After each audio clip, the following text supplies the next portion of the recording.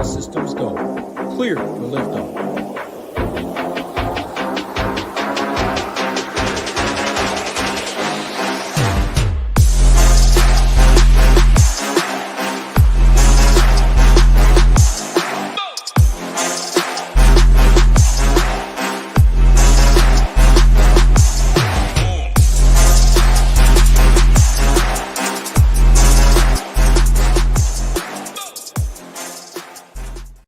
What is going on? Ben, Nate, everybody else watching, and my man Big Marley. Friday, that means talking some fights.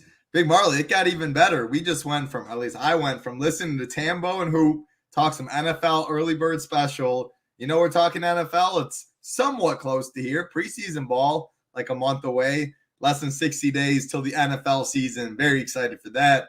MMA still going on. NASCAR, PGA, MLB. Lots of money still be made. The weather is very nice as well. Nice time to enjoy it with the family.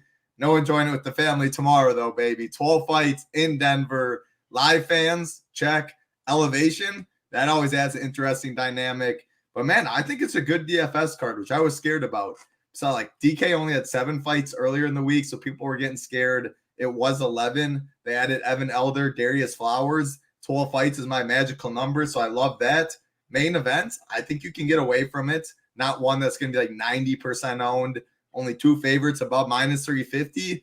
Capped all 12 fights. At least everyone made weight except Tracy Cortez.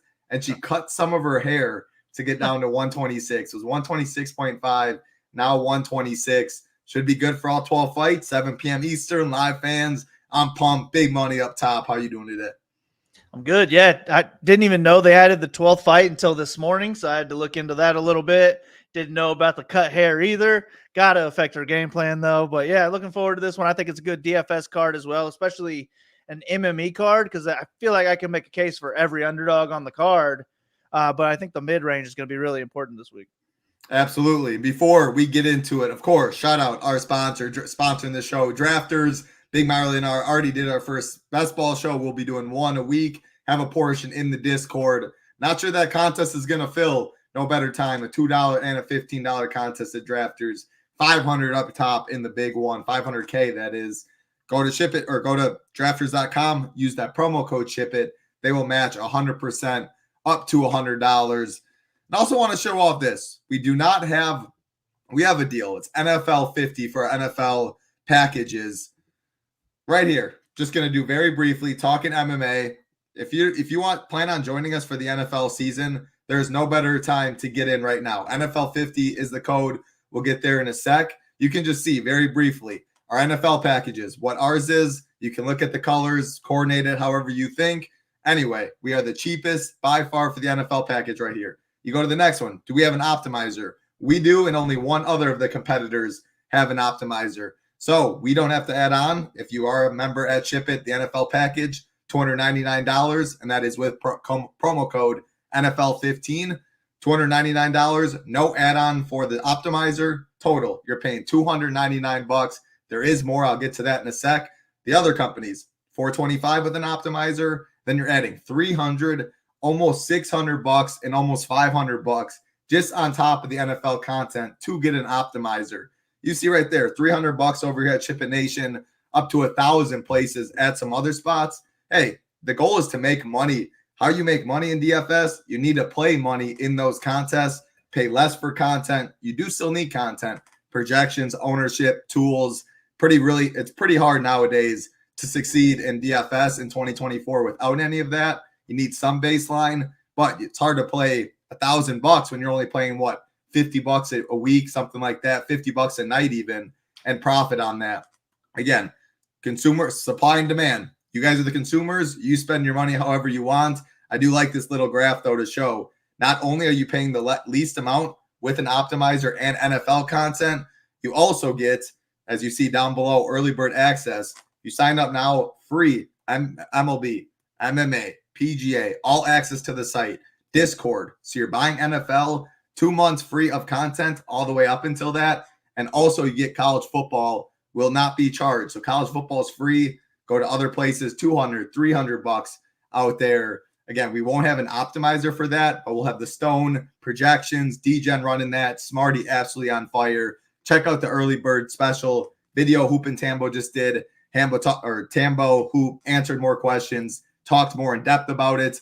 But all you got to do is Ship It Nation. You'll see a banner on our site. You can click that, get the $299. Otherwise, if you go to Ship It Nation and join through the NFL, like you're clicking $349, make sure to use that promo code NFL50 to get $50 off. That package includes the Shiptimizer, $300 NFL, and 2 months of all access. Then you can upgrade when that time comes as well. You really just can't beat the deal, as you see, compared to the rest of the industry. Big Marley, thoughts on that? Thoughts on this 12-fight card before we go fight by fight? Yeah, man, I'm excited. I cannot wait for NFL season. We crushed it last year, and I haven't watched their show yet, but after this show, I'll be going back and checking out Tambo and Hoop, seeing what they have to say. But I'm stoked about this NFL season. So we got MMA and NFL coming up. Best time of the year. Yeah, no better time. Again, shipnation.com. Check that out. 20K, Mr. 20K tiers over there. We do have tiers, primetime content, the niche of the niche as well. So much money. People always think classic slate, showdown. There is so much money, and so many afternoon slates got 100Ks up top. Tiers got over 20K. So much money to be made. Find where you have the edge. We try and give you the best. We have education videos too. Make a process. Find the niche of the niches. If you're a satellite guy, qualifier guy, whatever it may be, Ship It Nation has you covered. Yeah, speaking of education courses, we'll have our MMA one next week. So if you guys are into MMA, we got it for you over there. Oh yeah, we're very, very excited for that. So look on that. That'll be on the horizon. 12 fights, Big Marley. Again, my broad slate overview. Ownership's going to be spread out. We have nobody above 50%, which I agree with. Only two people we have over, or only two favorites over minus 350 in that minus 410 range. You see minus 400s lose in MMA, so there are no locks like the Peyton Talbot of the world's main event, plus 200 to finish. Girls fights as well. People might shy away a little bit. It's going to get ownership, but it's not going to be 95 combined ownership or 90% owned. People will find fades in that. I think rightfully so. I'm not going to make any rules on this card. I got a couple X's and 20 and below. If I'm playing 150, I'm probably playing everyone on this slate, though. I think it's a great card for DFS. You don't have to get too crazy. One of the better 12 fight cards is how I see it. So what are your initial thoughts before we go fight by fight? Yeah, no all-in fights for me. Main event is not a must. Mid-range is going to be important, but it's just a tough card to nail down the winners and have a really strong lean on all these really tight line fights anyway. So hopefully you can kind of sway me one way or another, but looking forward to breaking it down.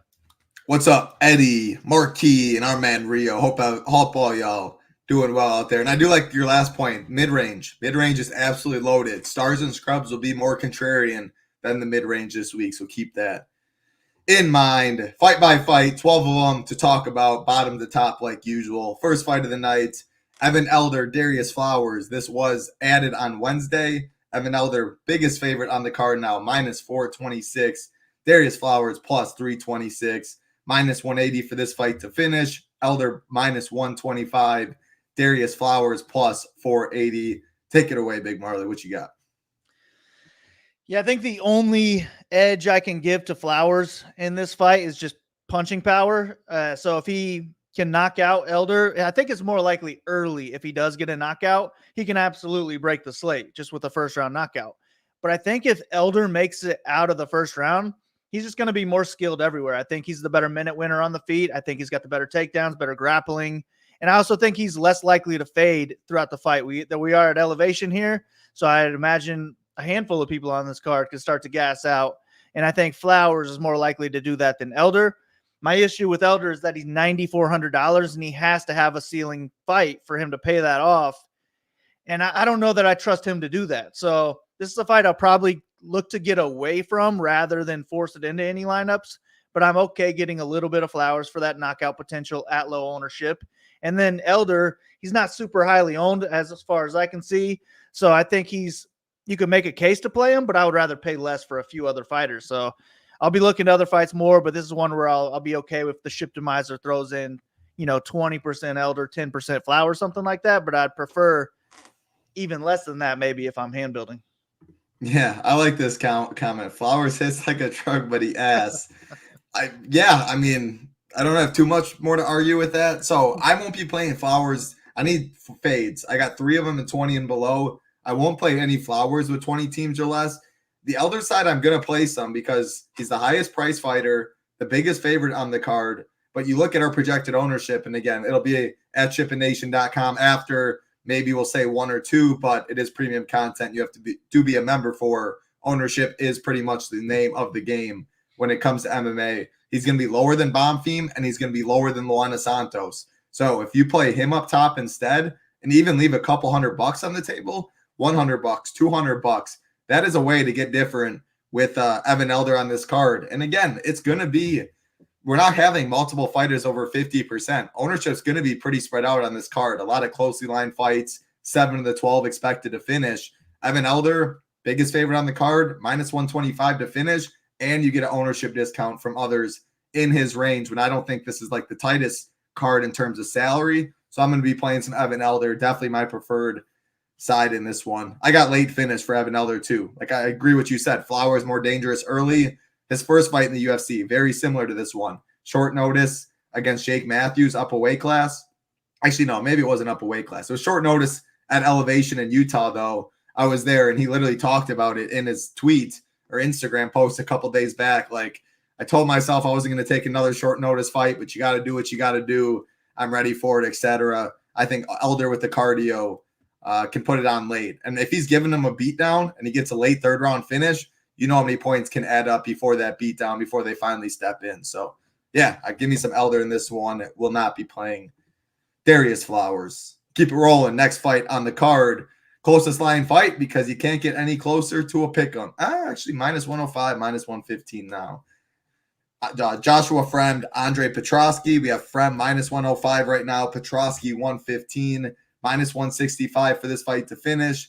Fremd plus 155. Petroski plus 225. Yeah, I mean, we talk about this mid-tier. It's loaded. Starting 8,500, 7,700. That's Alhassan, Cody Brundage, the most likely fight to finish on the card.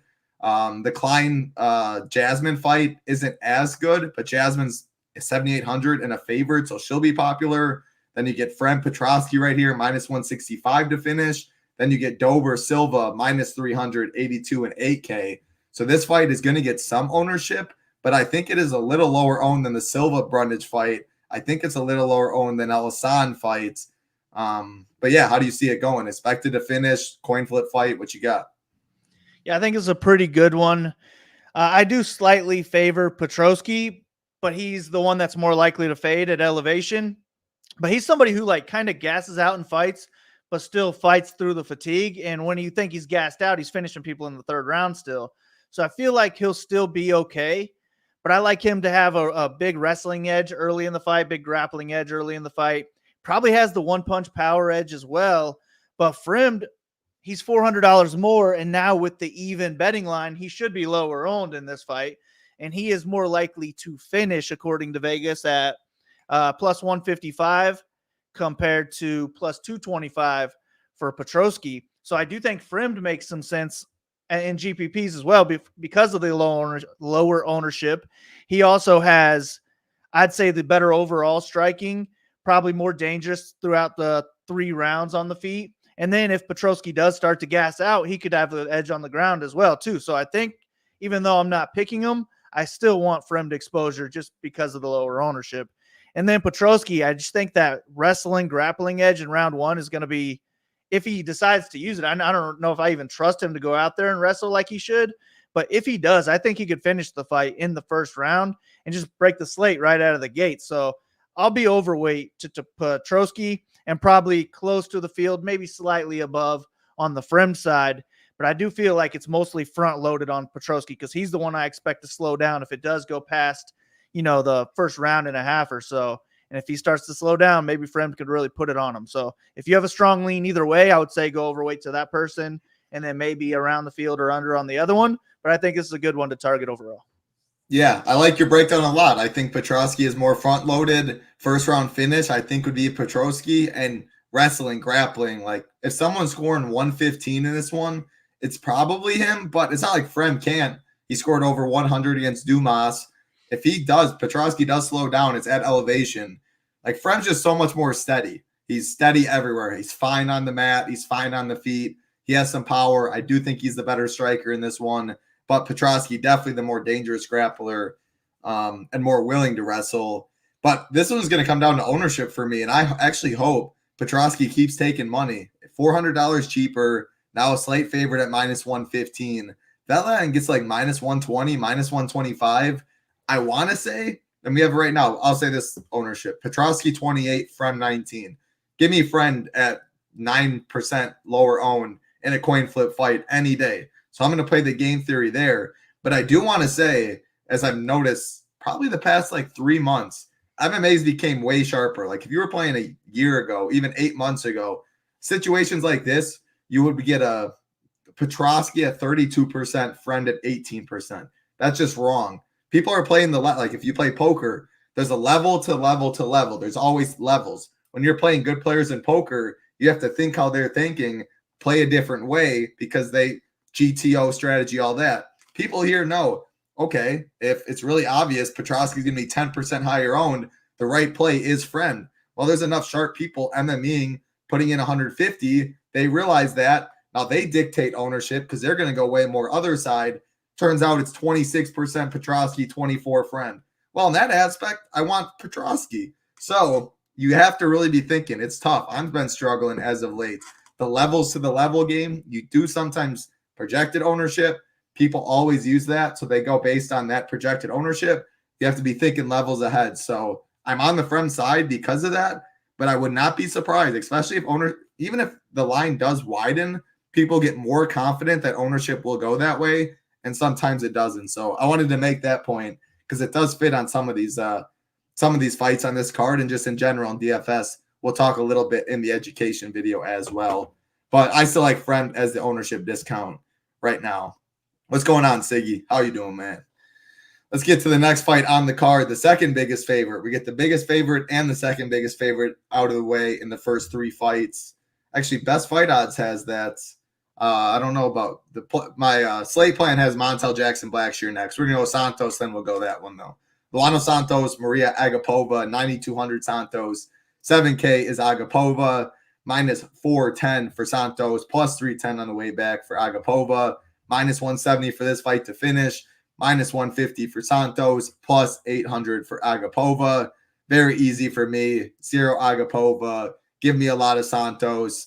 Rumors on the street that Agapova is homeless or going to be homeless. She's been kicked out of her gym in the past. She has no ground game. Santos has a ground game, a power wrestler, isn't homeless, has been training. The odds in this one have absolutely gone all over the place. Obviously, I look at a lot of steam and line movement. Santos opened at minus 375, got all the way down to like minus 160 range a couple days later on June 17th. And just ever since then, it has slowly but surely climbed. And in this past week especially, it's been money's poured in on Santos, going from like the minus 250 range all the way down now to minus 410. Give me line movements. She's going to be high owned, but I think there's big boy upside in this one. Yeah, I agree. Although I think Agapova has the first round striking edge in this fight. Agreed. And maybe she could even knock Santos out early. She is aggressive, but the more aggressive she is at altitude, she's a known gasser as it is. So at altitude, I expect her to really fade throughout this fight. And then she fades more when she's getting out grappled. And that's what Santos should look to do here. If Santos wrestles early, I think Agapova's in trouble. And maybe it's a matter of time before she gets submitted. But if Santos wrestles aggressively or just hangs on to a lot of top control time, I don't even think she needs a finish to score 100+ points in this fight. So Santos is definitely my preferred play of the two, but she's going to be a lot more owned. I think Agapova is somewhat live to break the slate with the first round finish. So I'll get a little bit of exposure to her. She's similar to Darius Flowers for me. But I'll probably be like around 10% or so on her. And then Santos would be closer to a core play rather than an underweight play. Like I'd be fine getting up to like 50% Santos, to be honest with you, because if she's wrestling early in this fight, I just really feel good about her winning the fight because Agapova will slow down. I don't know that I expect Santos to slow down. My worry for Santos is that she just keeps it on the feet longer than she should. And if she goes out there and wins a striking match, that's not good for us at $9,200. We need her to look for grappling and wrestling. to pay off that price tag, and not only pay off the price tag, but beat the other people priced around her. I think she's going to do it. So I do like her, but that's my worry. And I have worries on every single fighter on this card, though. So don't let me talk you off of her for that reason. It's just that's how she doesn't make the optimal lineup. Yeah, like if I'm playing 150 teams, I'll probably play some Agapova, one of the lowest owned fighters. You get leverage off of one of the highest owned fighters.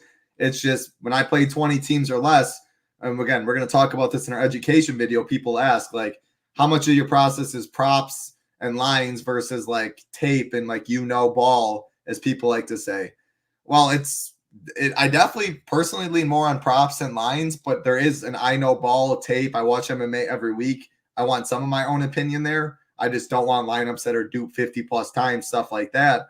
But when it comes to the fades, like I think Santos clearly should take it to the mat and dominate her. I need a lot more teams if I'm playing Agapova. 20 teams or less, I can't get there. If she wins, though, probably going to be a unique winner or very few dupes because of the leverage it gives. But there's enough like closely ownership fights on this card, enough closely line fights, enough combinations on a 12 fighter that I think you can play better teams without like Darius Flowers, without Agapova, and still have unique lineups in them because it is a pretty good slate in terms of that. So no Agapova. I like Santos a lot. But I am scared round one. I was surprised to see plus 1,200 for Agapova round one. Like, I think that's almost all of her win equity is early blitzing and getting a big shot there. But I definitely will be hoping that does not happen. Let's keep it going. Next fight, Montel Jackson, Damian BlackShear, 8,600 for Jackson, 7,600 for BlackShear. This fight is minus 155 on the Jackson side, plus 135 on the BlackShear side. Plus 155 for this fight to finish. Both guys plus 325 inside the distance. I'll throw it to you on this, Big Marley. We'll have one of the most popular dogs in BlackShear, one of the lowest owned favorites in Jackson. But this line opened minus 115 for the fight to finish and is now plus 155, which is not something you love to see as a backer of this fight. Does that do anything for you in this one? And then what side do you like more? Yeah, I mean, I like the Jackson side of this fight, but not really if it's going to go the distance. I like him because I think he's live for a knockout. BlackShear, he's going to have the grappling edge for sure. And Jackson's issue is that he can get taken down and spend a little bit too much time on his back. But that's like against good wrestlers. And I don't know that BlackShear is a good wrestler. I think he's a better grappler than he is a wrestler. And we've seen him gas out in the past. Now he's taken this fight on short notice at elevation. And if he's going to wrestle or attempt to wrestle aggressively, I think he's going to slow down as the fight moves along. If he doesn't slow down or if he is just able to get an early submission, he probably breaks the slate.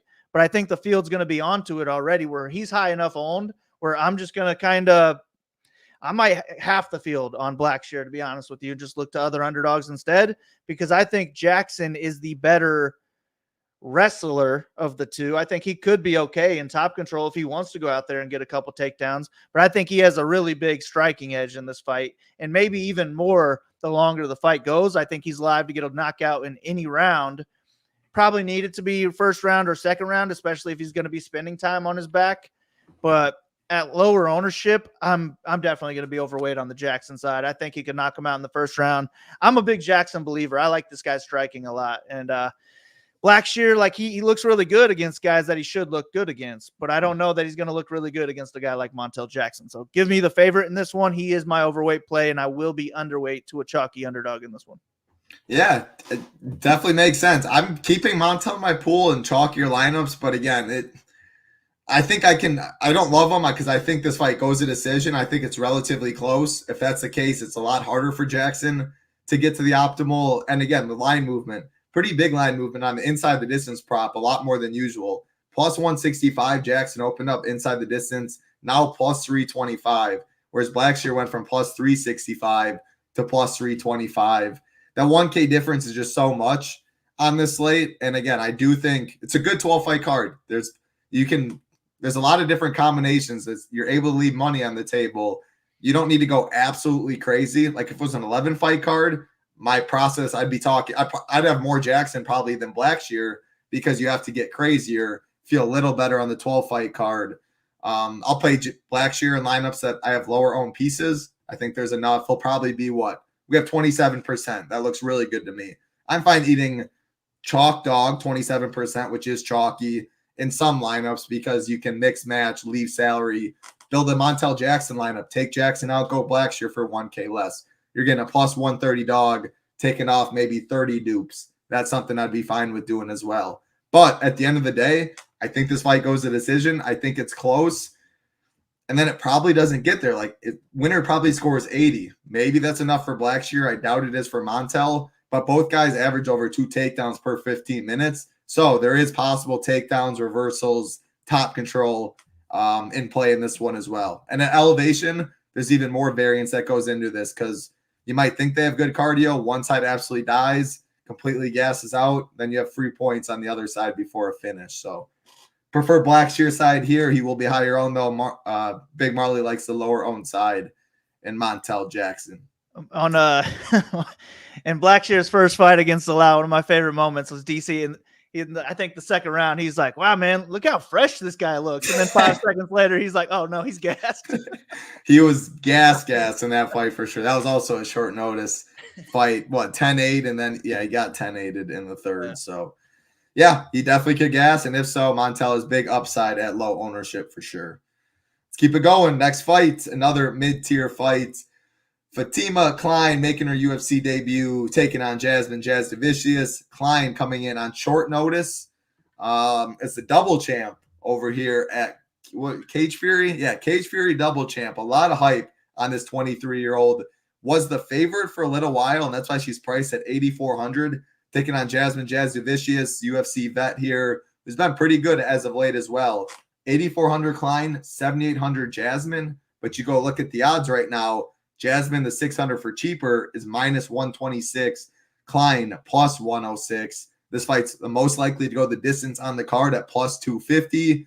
Klein, the slight dog, better inside the distance prop at plus 400. Jasmine at plus 525. So much going on in this one, Big Marley. Klein, actually, I want to say open minus.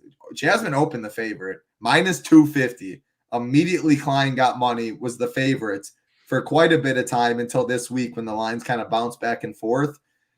I just can't really get to much Klein. I'd rather play Montel Jackson for the same. I think there's more upside there. Klein at 8,400 is a slight dog. I just don't see 100 plus in the realm of possibilities too often. She will be low owned, some leverage off of Jasmine. I still don't love it. Jasmine at 7,800 is more of a question though. Both these girls can wrestle. I think Jasmine will prefer wrestling. But yeah, how do you see this going? On the feet, who gets the advantage? Do you think Jasmine feels fine when she's on top? Obviously, she doesn't want to be on bottom. Is there enough upside in this fight compared to these others in the mid-tier? Lot to break down. How do you see the line movement as well? I like this fight a lot just because I expect it to mainly take place on the ground. I give Klein the overall striking edge. So if Jasmine is unable to get takedowns and Klein wants to keep it standing, I think she could win there and just probably wouldn't score very well. But both of them are good on the ground. I actually don't even know if I saw Klein fail any takedown attempts on the regional scene. It looked like every single one she went for, she ended up getting, whether it's a double leg or she's power slamming them to the ground. I was just really impressed with Klein, but it is against much lower level competition than Jazudicious has faced. So we don't know how she's going to look on short notice, up a weight class, at elevation against a proven fighter. But I think for Jasmine to win this fight, she has to get takedowns. She has to spend time in top control. And if she wins, I expect her to score more than 10x. But on the Klein side, I think she just has more ways to win. I think she's probably the more dangerous grappler of the two. Maybe she's even the better wrestler. I'm not sure.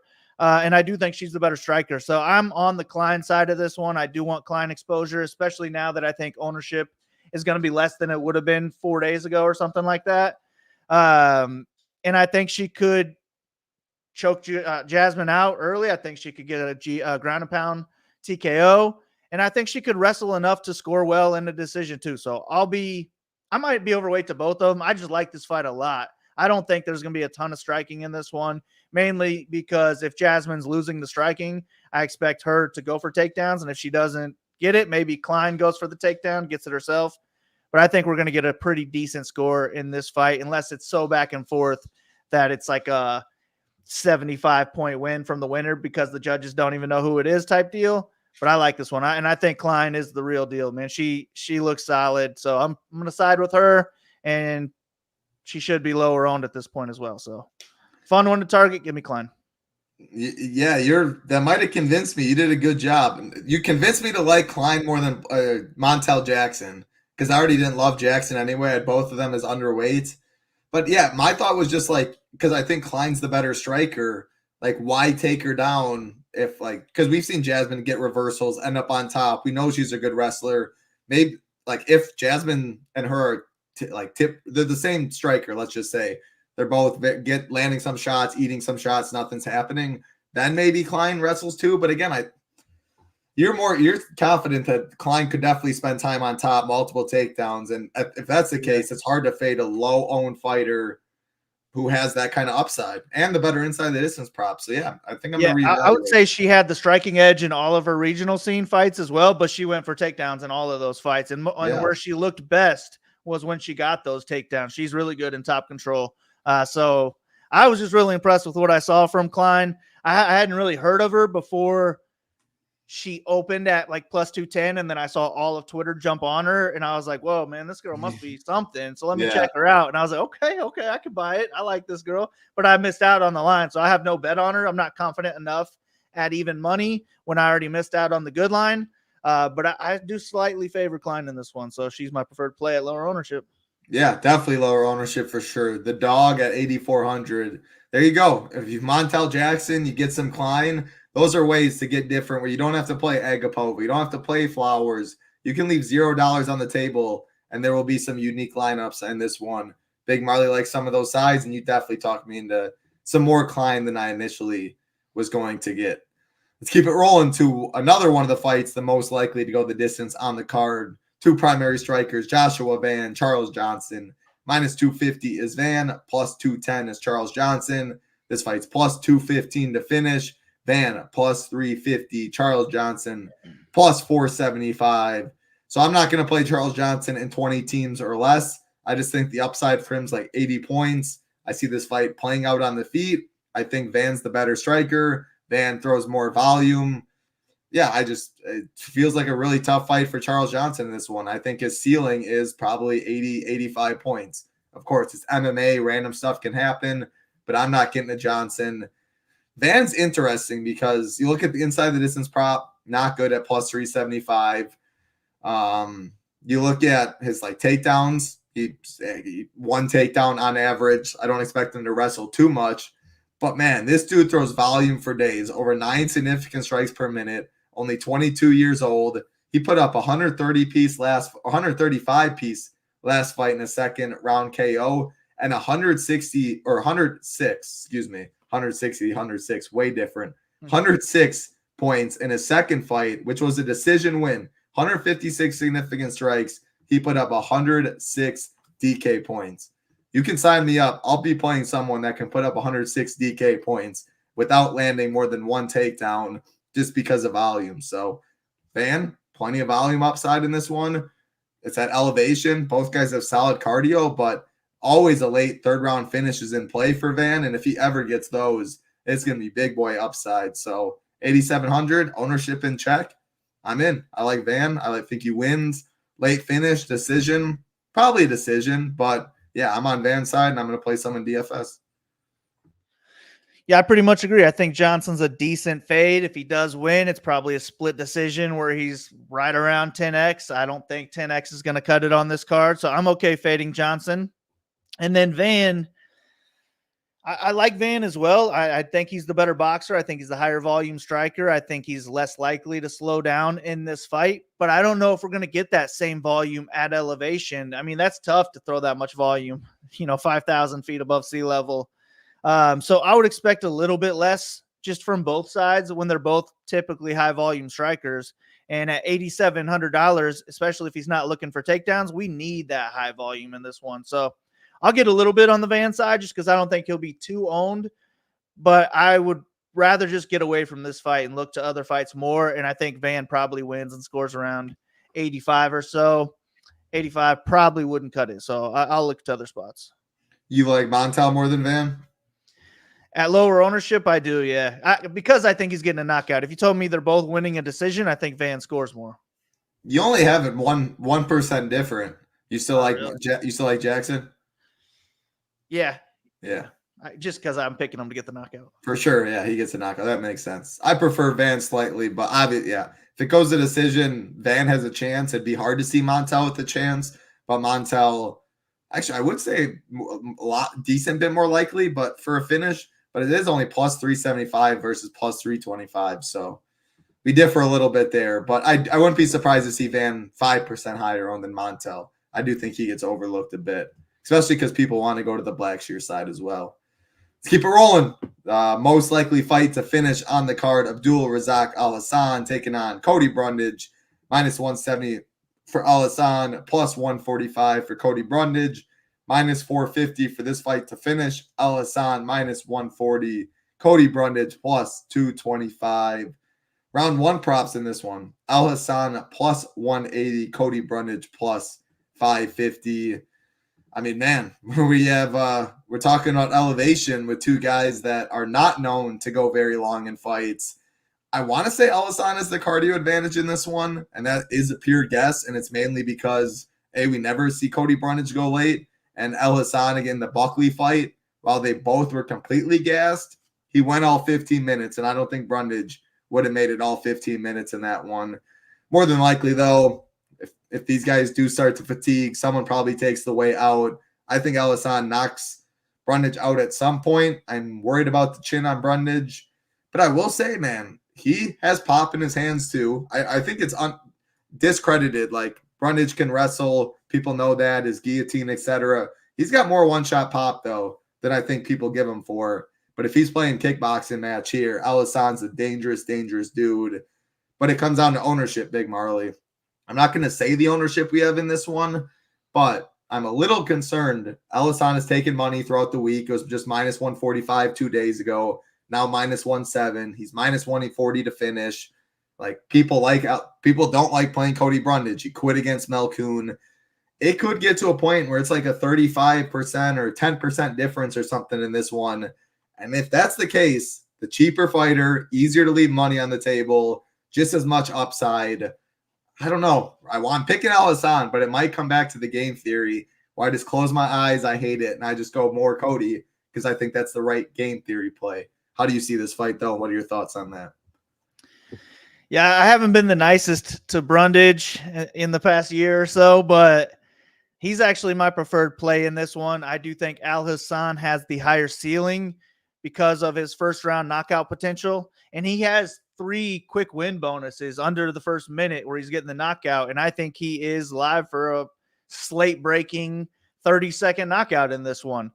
But if Alhassan does not get the first-round knockout at $8,500, like, he has to get it in the second round for him to even make the optimal lineup. If he's not getting a first or second round knockout, I don't even care if he wins the decision. I don't think he's going to cut it.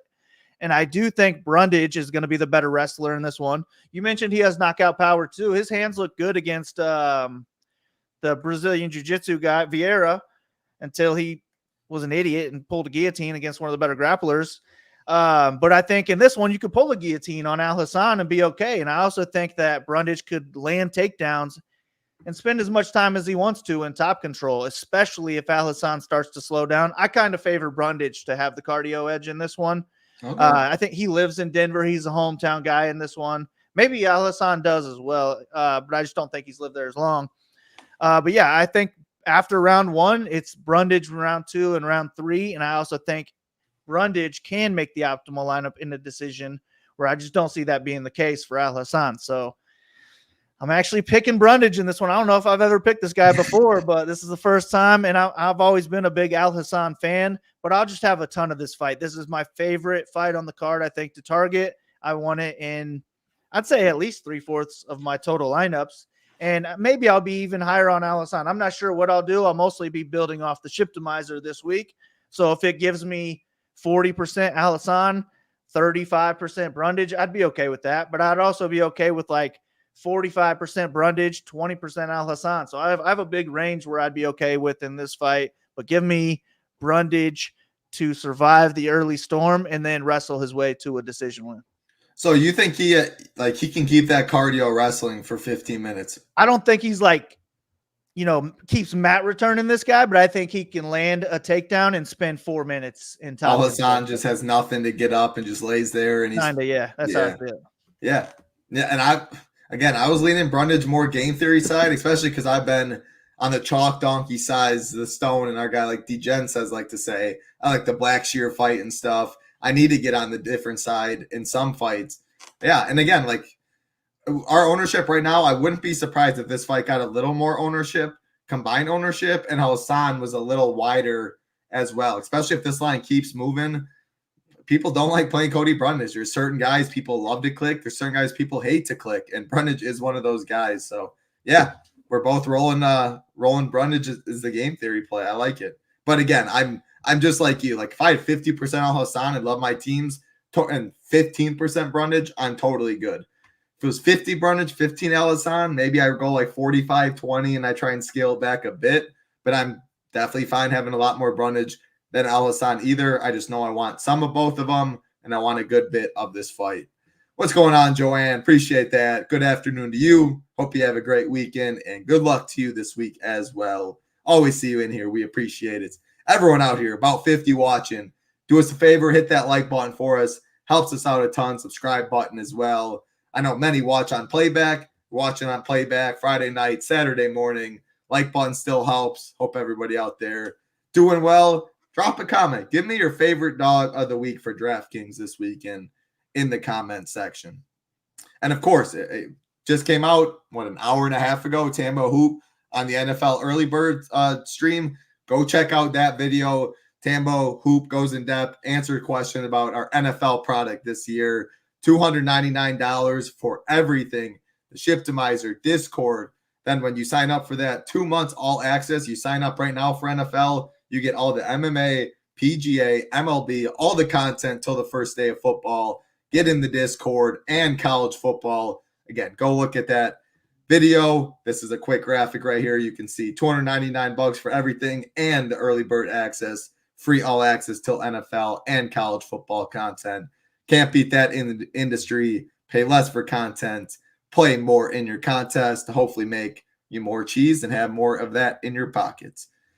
Doesn't Alhassan train elevation? Yeah, I think he does. That's what Big Marley was saying as well. But Brundage has been doing it for, you said he grew up there. He's been doing it for years and years, even though it really doesn't show in his fights so much. It also doesn't really show in Alhassan's fight either. So, yeah, Tracy Cortez, your underdog pick? We'll get there. Well, interesting, Jerome. Definitely going to be one of the more popular underdogs on this card. Next fight, Christian Rodriguez, Juicy J, Julian Arosa, minus 240. Minus 235 is Rodriguez. Plus 200 is Arosa. This fight is plus 100 to finish. Christian Rodriguez plus 150. Juicy J plus, 525. This is an interesting one because ownership is in check. Because you look at Christian Rodriguez, solid inside the distance prop at plus 150. But you compare him to Rose for 100 more. I think she'll be more popular. I think Santos will be more popular. I think Bonfim will be more popular. Still, Rodriguez is going to get some ownership, but not the highest in the upper tier. Juicy J, I think Arosa or Tracy Cortez for 100 less is going to be way more popular. BlackShear is going to be more popular. Brundage is going to be more popular. And this is going to be a high-paced fight. I like Julian Arosa fights. He brings it, pushes the pace. He has no chin, so either is lying on his back dead, or he's pushing the pace, scoring a lot of points, and forcing his opponents to do something. I like this fight. It's tough for me. It's like, man, do I keep riding the hype train in Christian Rodriguez when the line feels a little wide right now? Or Juicy J, the vet, if he doesn't get knocked out, he's game. He's going to be there for all 15 minutes. Line feels a little wide. Looking at ownership right now, it makes me want to go Juicy J side even more. Yeah, I probably will be more overweight to Arosa in this fight than Rodriguez, but both sides have passed to be on the optimal. Yeah, I kind of like Arosa in this one. Guy has no chin. He's been knocked out 8 times, including his Ultimate Fighter exhibition match. So that's not good at all. But Rodriguez not really a power puncher, and if you're not knocking out Arosa, then he can hang around. I mean, he's probably the better grappler. I mean, he should be the better grappler in this one. And he's also a high volume striker where I could see him just winning a 3-round striking match just on volume alone. On the Rodriguez side, he's got 4 UFC wins.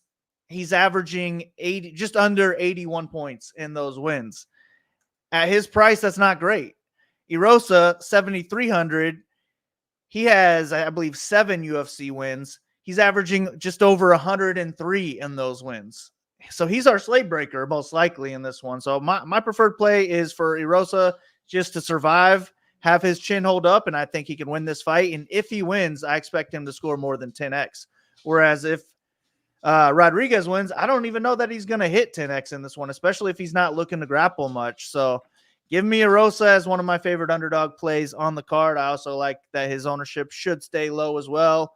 And then Rodriguez, I almost feel like he's got to get a knockout in this one at his price, because you could definitely fight at a high pace against Arosa and score well, but at elevation, like how high of a price is he going to, I mean, how high of a score is he really going to be scoring when he has already been overweight in like 2 of his fights? He's fighting up a weight class here again. So I just don't trust him against a higher volume striker, a better grappler, and a bigger guy in Arosa. So I think the line is a little bit off as well, and I'll take the underdog. Yeah, it all makes sense. The one pullback at a little, and why I'm liking Rodriguez a little more than you, is just the opponents that he's gone against. Raul Rosas Jr. just wanted to get to the mat. He took his back for like 4 minutes in the first round, couldn't score any points. Next fight, Cameron Simon. I mean, a solid fighter, back and forth a little bit, but he negated some. Again, he had, I guess, some wrestling presence in that one he had to be worried about. Bulgarian, you knew he was going to come out, wrestle from the get-go, harder to score points against guys like that. He's not, I don't think he's going to be worried as much about the takedowns coming from Arosa. I think it mainly plays out on the feet. Whoa. I don't know what that's trying to tell me. Thumbs up when I was talking. Does that mean, does that mean Rodriguez? Yeah, thumbs up button. Does that mean Rodriguez is good? Arosa is good? That might mean something. I haven't seen that either. Yeah. So, yeah, on that note, Rodriguez, yeah, he's not fighting someone that I think is going to chain takedowns where it's easier to score against someone that's not shooting for takedowns 24/7 and you're not worried about as much. And you can let your hands go more. So I think Rodriguez probably has more pop than he's shown so far. And yeah, I guess how much pop do you need to put away Arosa? So I like Rodriguez a little more than you, but at ownership that we have, I like Arosa for the discount, 1,600. You need to pick dogs. I guess I'll tip my hand a little bit. I'll be underweight on Tracy Cortez. So easy pivot right there in that range and big time upside in a win. So yeah, I like this fight, but I think Arosa I'll probably be more overweight too. Keep it going. We got 3 fights left on the card. 4 fights left, excuse me. Gabriel Bonfim, Ange Lusa, -350 Bonfim, +285 is Lusa. This fight's -210 to finish. Bonfim -175. Lusa +750 inside the distance. And then we have Bonfim +175 in round 1. So if the Dalby fight didn't happen against Bonfim and the Lusa fight didn't happen against Battle, a lot of ifs. If that both didn't happen, you probably wouldn't be getting this booking. But if we somehow did, I think Bonfim would be like -600. Bonfim, very, very highly touted, coming off his first loss, dominated Dalby in round 1. Dalby does what Dalby does. Cardio for days, make it a dog fight. Bonfim gassed. Dalby finishes him the second. Ange Lusa, never been finished. Like you walk into a bar, you see Ange Lusa, you think he's undefeated, never going to lose. Grown-ass man. Solid volume, solid wrestling, good durability. But man, last fight, he was getting his ass kicked against Battle. Literally had absolutely nothing for him. Eye poke, took the easy way out, took the way I would have taken out. He had nothing for Battle. He was going to get finished. But man, not fun betting on someone that quit. Just got his ass beat. Now, I don't know. Bonfim is just as dangerous as Battle. His ceiling is higher. People like him more. It feels like Bonfim should be round 1. But again, I'm probably saying a million things right now. I hope you're following. Does Bonfim come out with the same game plan? Like he just gassed. He's fighting at elevation. Is this corner like, yo, let's be controlled. Let's hold back a little bit. Pick your shots. Don't try and kill him in round one. If that's the case, maybe that doesn't score enough.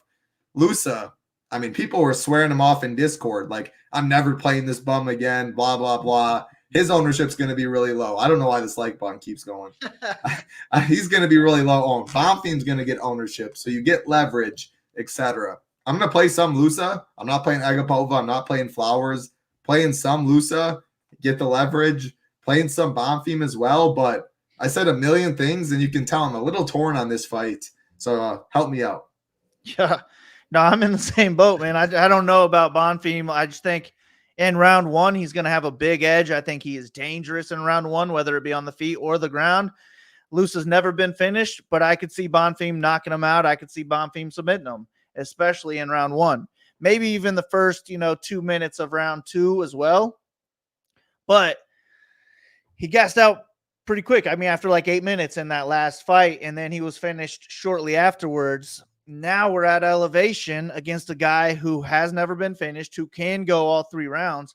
And he's actually scored, Luca, has scored 124 and 115 in decisions. Like, that's my type of guy. And if he wins this fight at all, he's going to score more than 6,900. But he has 100-plus potential even in a decision, because I would expect Bonfim to slow down after the first 7.5 minutes of this fight. But if this fight's going to end in the first 5 minutes, it's got to be Bonfim. And he could break the slate with 110, 120 points or so. So I am going to have a lot of Bonfim, but so is the field. So I don't know that I'm going to be too overweight to him. I'll probably be around 50% or so. But I will for sure be overweight to Luca, because I don't think the field will be on him as much. And he could absolutely break the slate. If he can make it out of that first round, he's probably going to be damn near a favorite, even if he loses the first round going into that second. So I'll probably double the field on Luca, maybe put me around 30 on him, 50 on Bonfim. This is one I want to target heavily, but it's just that we don't know what to expect on the Bonfim side at elevation. I just know he's one of my favorite 5-minute fighters in the all of UFC. Like, this guy is fun to watch. He's throwing bombs. He's aggressive, and he's got a mean guillotine as well. So I just think he's got a good chance at finishing the fight early, being the first person to finish Luca. But be prepared to live bet this one if Bonfim is minus 600 going into round two. I think everybody's been touting that all week, but it's definitely an angle you got to look at, because Luca can go all 15 at a decent pace. Maybe he'll slow down a bit, but he'll be there, whereas Bonfim will quit. We got a few quitters on this card. We got Bonfim, we got Luca, we got Brundage. Man, somebody's going to be quitting on this card. We'll see who it is. Yeah. What are your thoughts on, like, Terrence McKinney and Ismail Bonfim fight? The other Bonfim brother comes to mind, where that was one fight McKinney completely changed. I don't know if it was after the Dober fight, but he didn't go all out in round one. His coach was like, try and be maintained or whatever. And after the fight, McKinney's like, yeah, never again. Like, I just can't fight like that. What are your thoughts on maybe Bonfim going to the leg kick, just like taking it easy? I mean, he wrestled in that fight. He had top control. Like, wasn't even exerting that much energy. He just gassed, and that's what Dalby does. But do you think we get a more reserved Bonfim by any chance?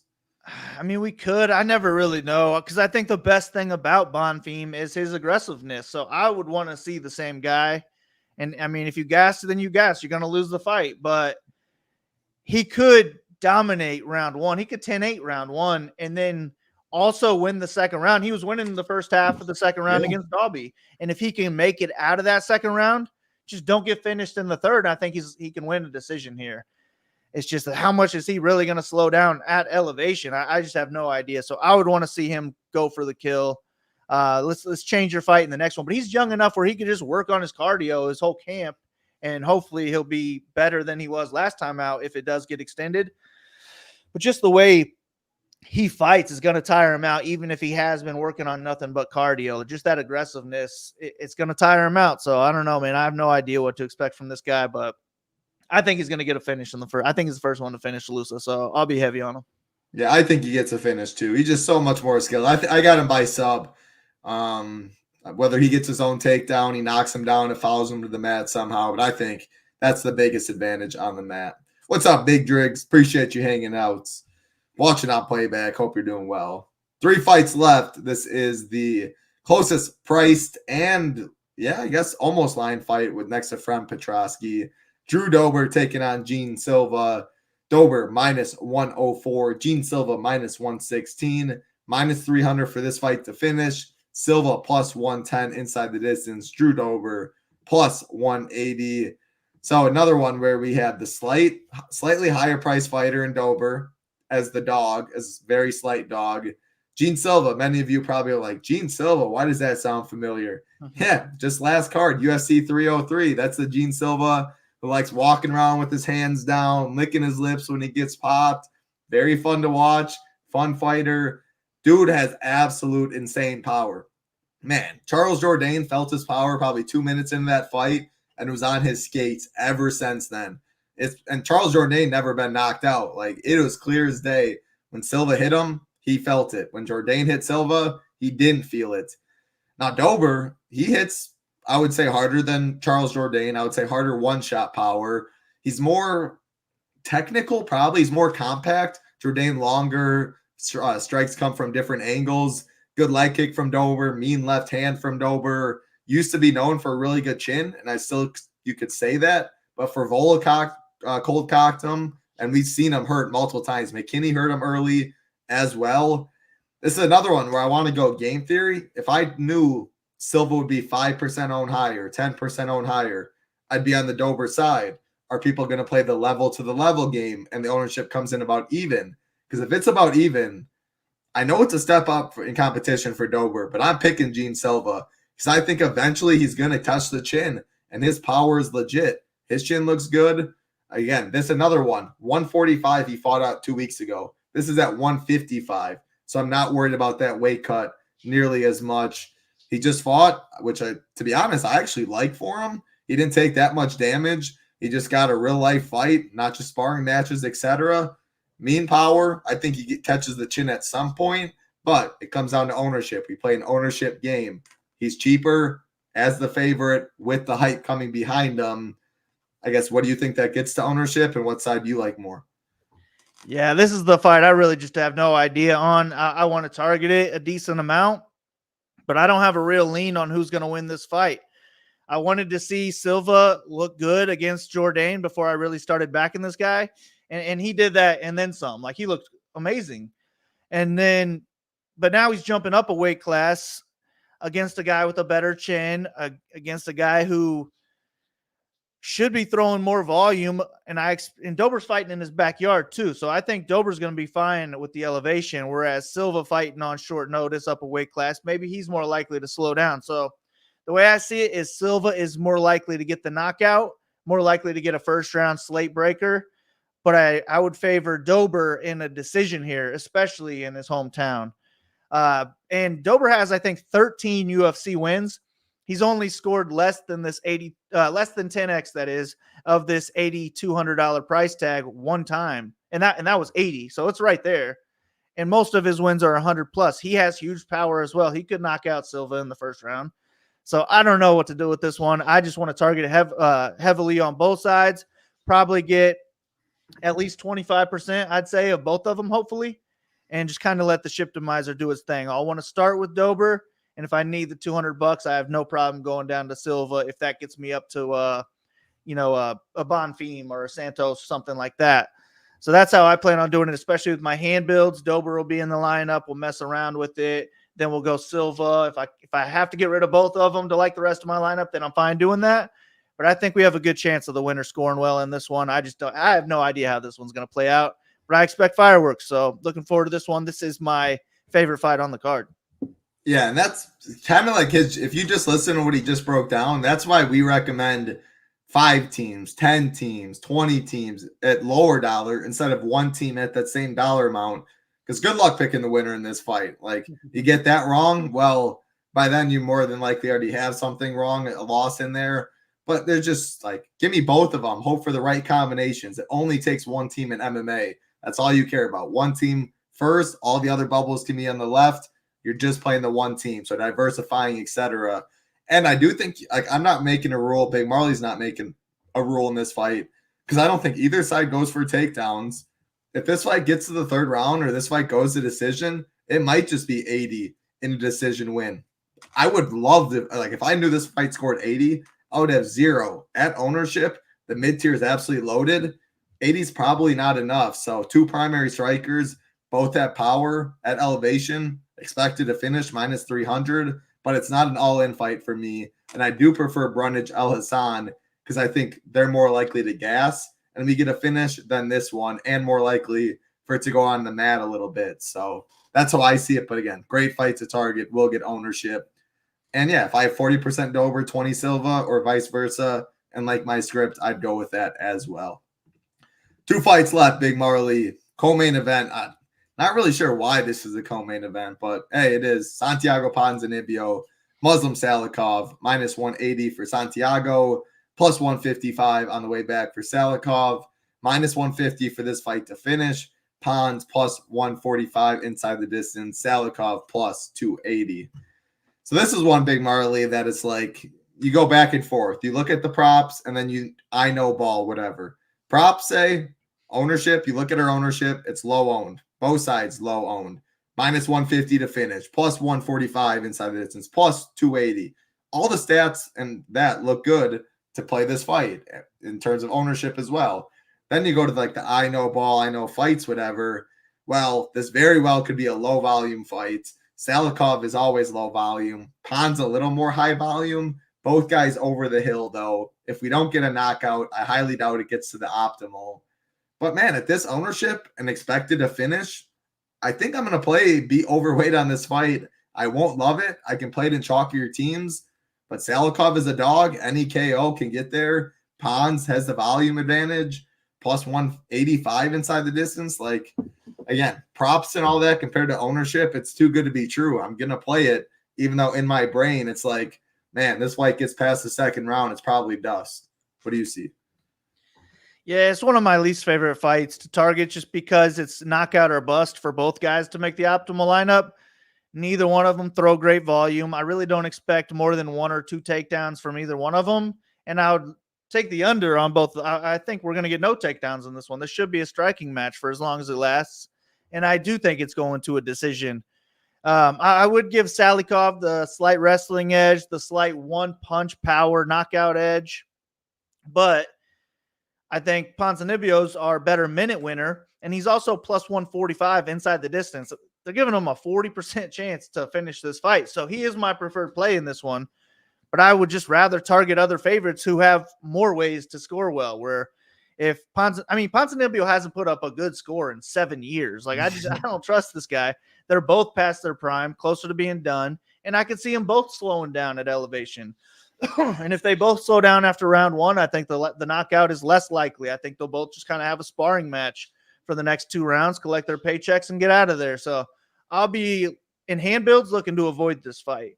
I'm okay with the shiptomizer giving me really either one, but I would want to limit my Salikhov, or I'd be fine getting up to maybe 30% or so Ponzinnibio. That'd be high. I'd really prefer to get less than that. But if I liked all my other exposures and I had 30% Ponzinnibio, I would roll with it. So he's my preferred play. I think he's going to get the win. I just think that he's going to win and score 70 points, and it won't even matter. So, yeah, you and I see the same. Like, when we do our tape, when we watch fights, you and I think it's going the same way. Props disagree with us, though, and we have Ponzinnibio as the lowest owned in the upper tier. Salikhov going to be low owned in the bottom tier as well. So fight's supposed to finish. I'm going to be overweight mainly because of the props, and I can mix it in chalkier lineups. But, yeah, if I gun to my head, I'm more on Big Marley's side. This fight's not going to be on the optimal. Ownership will reflect that, though. Main event time, Big Marley. Rose Namajunas taking on Tracy Cortez. Cortez steps in for Macy Barber on short notice. Minus 225 for Rose. Plus 190 Cortez. This fight's plus 200 to finish. Rose plus 240 inside the distance. Rose plus 240 Rose plus 800 for Cortez. So we have this fight at 80% combined ownership. I think that is over-owned. Plus 200 for this fight to finish. So assume it goes to decision like it's supposed to, one of the most likely. Let's assume the minus 225 favorite wins in Rose. She averages less than 4 significant strikes per minute, less than 1.5 takedowns per 15 minutes. Everybody remembers the Carla Esparza fight where Big Marley would have landed more strikes than both of those girls in there. There is clear paths where Rose wins, and it's a decision that she's not on the optimal. Cortez a little harder to say that about. If Cortez wins over 4 significant strikes per minute, over 2 takedowns, 85 is a lot easier to get there at 7,200 than 9K. So if you think Cortez wins, I would play a decent bit of Cortez. If you think Rose wins the decision like I do, I'm going to be underweight. I think Elder will outscore. Bonfim, Santos. We talked about Pons for half the ownership. Big Marley likes Montel Jackson. There's Rodriguez. Give me these non-25-minute fights, but most of these fights are expected to finish within 15. So the extra 10 minutes doesn't really do much if they're not throwing a lot of volume. I think Rose wins. I'm going to play some, but I'm going to cap both fighters at lower than their projected ownership that we have them at. So I know I'm going to be underweight. I'm not full fading. I'm going to play both of some of them, but if I was just playing one team, I'm not playing this fight. Like, I don't love this main event. Unless you think Cortez wins, Cortez wrestles a lot. But if Cortez gets a takedown, it's really hard to control Rose down there. She's using more cardio on short notice at elevation. Rose, the future champ, like Rose by decision. That's where I keep getting to, landing the bigger shots, not on the optimal. But yeah, I don't know if that's a hot take or what. Ownership will be up there. I think it's overowned. Yeah, I agree. I am going to be underweight to the fight as a whole. On the Cortez side, I mean, her striking looked super improved in her last fight, but I don't think it's improved enough to where she's going to beat Rose on the feet. I think Rose is going to have the clear better striking edge, especially over the course of 5 rounds. But she had the striking edge over Esparza, and let's just say she wins that fight. She scored 50 points in a win in a 5-round fight. I mean, that's pathetic. And if she is getting held down in the first 2 rounds, that's going to take away from her scoring. And if she wins 3 through 5, that's just not going to be enough, especially at 9,000. So yeah, I'm looking to get away from this fight. Rose is my preferred play because she had a full training camp. She's fighting in her backyard. She's dangerous with submissions. She could get takedowns herself, and I just think she's the better striker who is more likely to throw more volume. But she has to score well at 9K. And her ceiling might be right around 100 points, and that still might not get us there. Whereas Cortez, if she wins this fight, she's going to have to mix in wrestling, and she's going to score more than 10x at her price tag. So I think she's more likely to break the slate. Like, if you think Cortez wins, go overweight to her. But I'm picking Rose to win a decision, probably score 85, 90 points, and it just not get there. So I like other fights more. I'll be underweight as a whole. And yeah, I would agree. If I'm making one lineup, this isn't going to be in there. If I'm making 10 lineups, I'm still trying to get away from this in more than half of them, to be honest with you. So I'll probably limit my exposure to like 30%, 35% max, and ideally get a little bit less than that on both sides. But Rose will be the one that I see being higher owned, unless I'm really struggling to find underdogs, which I don't think is going to be the case, because I mentioned I think you can make a case for every single underdog on this card. So I would rather go to one that's less owned than Cortez, who I have as our highest owned underdog on the card. So yeah, give me Rose just because she's prepared. But if this was in a different state and Cortez had a full training camp, I think it would be a lot closer, and I'd be much more likely to pick Cortez and maybe go overweight to her, underweight Rose. But this is like the perfect setup for Rose, it looks like. Yeah, I couldn't agree more. You and I were on the same page with a lot of that. I'll have both fighters, but again, I play a lot of lineups. I will play if you only had $50 to play in this week, instead of playing like a 10 entry or $10 single entry, 20 entries, $20, and you're up to 3, 4, 5 teams, I would play. I think there's $1 contest down there, 50 cents, 25 cents. I can't see it below $3, but even would rather play a $3, get 20 teams in there. It'd be like 16, I guess, whatever it comes out to below 50. 16 different teams in the $3 instead of just 4 or 5 teams total. You get more money back long term because you can diversify more, have no one in your portfolio above 50%, move your min uniques up, get in the Shiptimizer. If you're a member over here at ShipItNation.com, you can use the MMA Shiptimizer for free. August 5th, stuff will start being charged the Shiptimizer, still under $100 for everything, but no better time. And again, if you know you'll be with us for the NFL season, No better time right now to get in. As you can see, $299 is total for NFL. And you get, if you sign up right now, MMA all the way up until first game, which is like September 5th. PGA, big major next week. Showdown stuff going on right now. NASCAR, MLB, all of the content on the site until NFL season. And you're paying for the NFL. No better time, early bird. Get college football content for free. All you got to do, go to ShipItNation.com. The banner right in the front, $299. Click that. You'll automatically get there. Otherwise, if you go through the ShipItNation.com, you don't click the banner. You go to the sign up NFL. You'll have to make sure that you do NFL 50 for the code. Gets you $50 off, $349.99 down to $299.99. But definitely go check that banner out. Click on that. That is the easiest way to go about it. Big Marley, final thoughts. Yeah, man, no-brainer. Sign up there. Get over there. Sign up now at ShipItNation.com. All my notes are posted over at ShipItNation for MMA. We got rankings for best ball. Cannot wait for NFL season. And, yeah, we'll have that MMA education course next week. So looking forward to this card. Good luck to you, Title. Good luck to everybody listening. Let's ship it. Yeah, good luck to you. Good luck to everybody. Like you said, let's make some cheese. 7 p.m. Eastern in Denver. See some Shipping Nation logos up top. For Big Marley, I'm Title Town. Have a good weekend. Make some money. Be safe. Peace.